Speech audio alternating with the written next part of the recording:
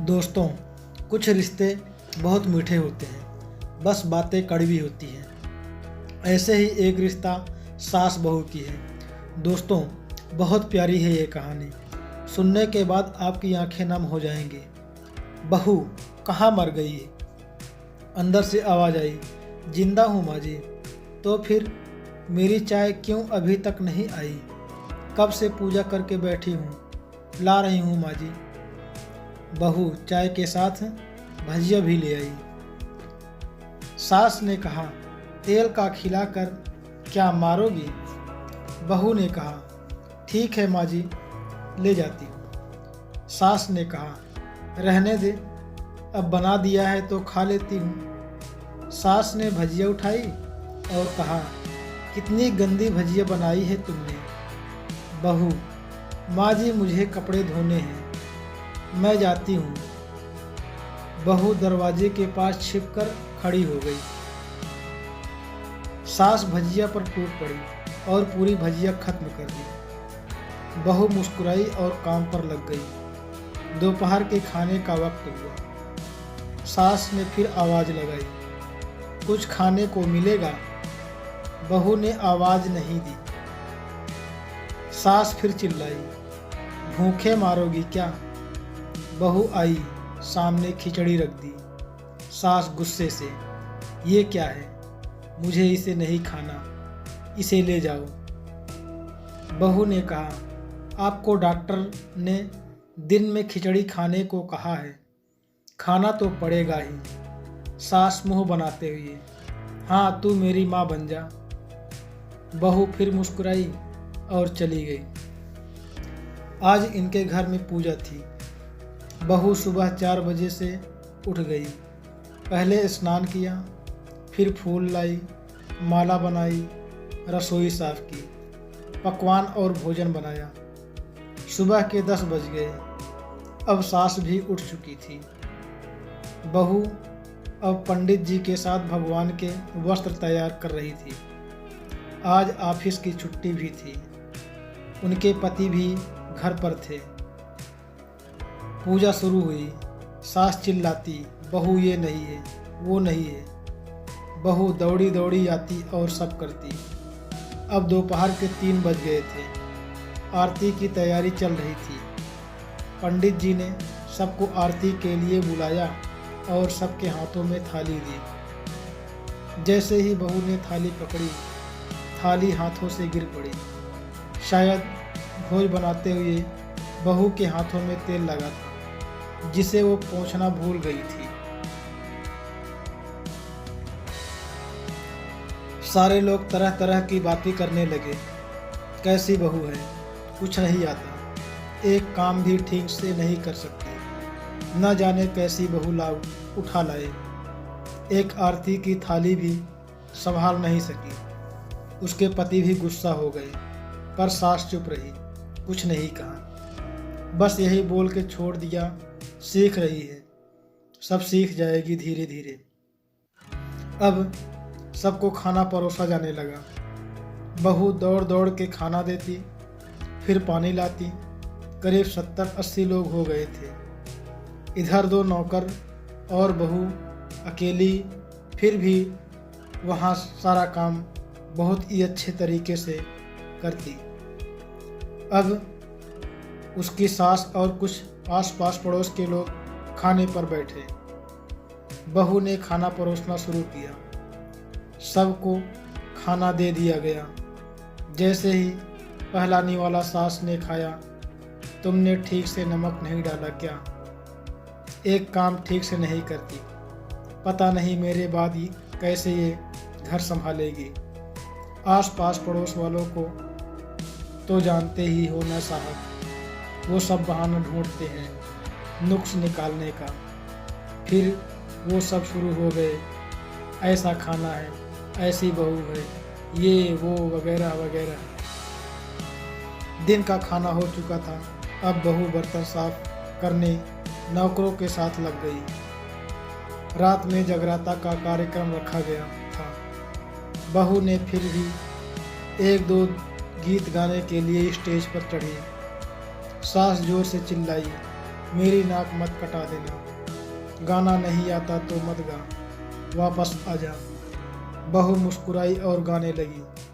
सब ने उसके गाने की तारीफ की, पर सास मुंह फुलाते हुए बोली, इससे अच्छा तो मैं गाती थी जवानी में।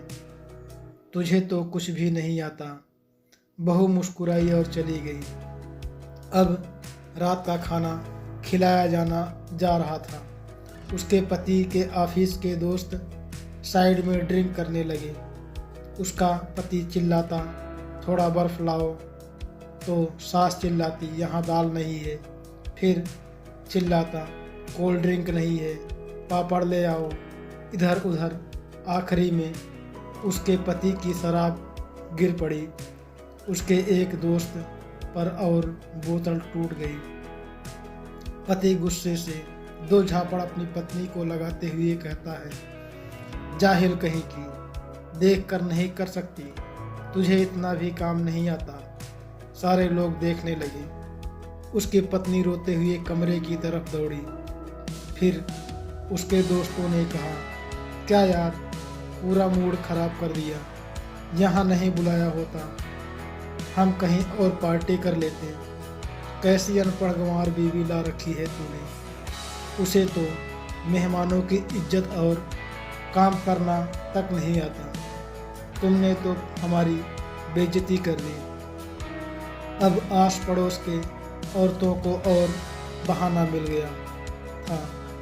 वो कहने लगी, देखो क्या कर दिया तुम्हारी बहू ने, कोई काम की नहीं है। मैं तो कहती हूँ अपने बेटे की दूसरी शादी करा दो, छुटकारा पाओ इस गंवार से। सास उठी और अपने बेटे के पास जाकर उसे थप्पड़ मारा और कहा, अरे नालायक, तुमने मेरी बहू को मारा। तेरी हिम्मत कैसी हुई, तेरी टांग तोड़ दूंगी। उसके बेटे के दोस्त कुछ कहने ही वाले थे कि उसकी माँ ने घूरते हुए कहा, चुप, बिल्कुल चुप। यहाँ दारू पीने आए हो, जबकि पता है आज पूजा है और तुम्हें पार्टी करनी है। कैसे संस्कार दिए हैं तुम्हारे माता पिता ने। और किसने मेरी बहू को जाहिल बोला। जरा इधर आओ, चप्पल से मारूंगी अगर मेरी बहू को शब्द भी कहा तो। अरे पापी, तूने उस लड़की को बस इसलिए मारा कि तेरी शराब टूट गई।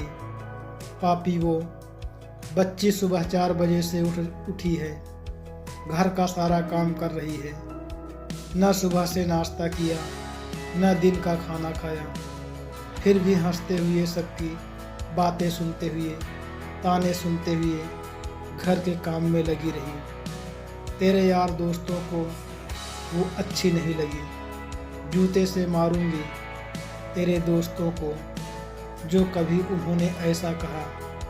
उसके यार दोस्त चुपके से खिसक लिए। अब सास बहू के कमरे में गई और बहू का हाथ पकड़कर बाहर लाई। सबके सामने कहने लगी, किसने कहा था अपनी बहू को घर से निकाल के दूसरी बहू ले आना। जरा सामने आओ। कोई सामने नहीं आया। फिर सास ने कहा, तुम जानते भी क्या हो इस लड़की के बारे में। ये मेरी माँ भी है, बेटी भी। माँ इसलिए मुझे गलत काम करने पर डांटती है और बेटी इसलिए कभी कभी मेरे दिल की भावनाएं समझ जाती है। मेरी दिन रात सेवा करती है, मेरे 1000 ताने सुनती है, पर एक शब्द भी गलत नहीं कहती, न सामने न पीठ पीछे। और तुम कहते हो दूसरी बहू ले आऊं। याद है न छुटकी की दादी, अपनी बहू की करतूत। सास ने गुस्से से पड़ोस की महिला को कहा, अभी पिछले हफ्ते ही तुम्हें मियाँ बीवी भूखे छोड़ घूमने चले गए थे। मेरी इसी बहू ने 7 दिनों तक तुम्हारे घर पर खाना पानी, यहाँ तक कि तुम्हारे पैर दबाने जाती थी, और तुम इसे जाहिल बोलती हो। जाहिल तो तुम सब हो जो कोयले और हीरे में फ़र्क नहीं जानते। अगर आइंदा में मेरी बहू के बारे में किसी ने एक लफ्ज़ भी बोला तो मुझसे बुरा कोई नहीं होगा। क्योंकि ये मेरी बहू नहीं, मेरी बेटी है।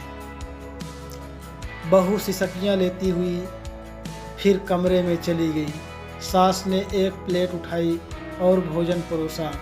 बहू के कमरे में खुद ले गई। सास को भोजन लाते देखा तो बहू ने कहा, अरे माँ जी, आप क्या कर रही हो, मैं खुद ले लेती। सास ने प्यार से ताना मारते हुए कहा, डर मत, इसमें जहर नहीं है, मैं मार नहीं डालूंगी तुझे। तुझे नई सास चाहिए होगी, पर मुझे अभी भी तू ही मेरे घर की बहू चाहिए। बहू ने अपनी सास को रोते हुए गले से लगा लिया। सास भी रो दी पहली बार और कहा, चल खाना खा ले। फिर मजाक करते हुए कहा, फिर मेरे पैर दबाने चले आना, और ये ख्याल मन में मत लाना कि सास पैर बोलती है, किसी दिन मैं इसका गला दबा दूंगी। क्योंकि कभी मैं भी यही सोचती थी। दोनों खूब हंसने लगती हैं। दोस्तों, कुछ रिश्ते बहुत मीठे होते हैं, बस बातें कड़वी होती हैं।